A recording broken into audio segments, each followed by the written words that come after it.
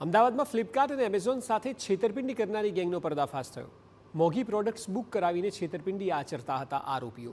અસલી પ્રોડક્ટની જગ્યાએ ડમી પ્રોડક્ટ મૂકીને પાર્સલ પરત રિટર્ન કરાતું। પોલીસે 5 આંતરરાજ્ય ઠગબાજોની ધરપકડ કરી છે। આરોપીઓ પાસેથી 20 લાખથી વધુનો મુદ્દામાલ પણ જપ્ત કરવામાં આવ્યો છે। અમદાવાદમાં ફ્લિપકાર્ટ અને એમેઝોન જેવી કંપનીઓ સાથે આ ગેંગ ઠગાઈ કરતી હતી। દ્રશ્યોમાં જોઈ શકાય છે કે કેવી રીતે આ ઠગબાજ કોઈ કેમિકલ વડે પાર્સલના પેકિંગને કોઈ પણ જાતનું નુકસાન ન થાય તેવી રીતે સીલ તોડી રહ્યો છે।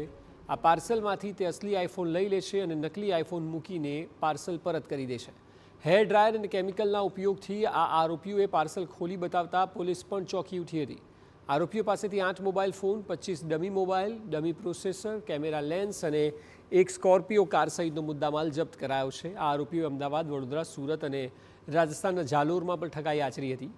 ડિસેમ્બર 2025માં જાલોરમાં 2 એપલ વોચ અને સુરતમાં 7 મોબાઈલ, 10 વોચ તેમજ વડોદરામાં 3 મોબાઈલ ફોનની છેતરપિંડી કર્યાની કબૂલાત છે।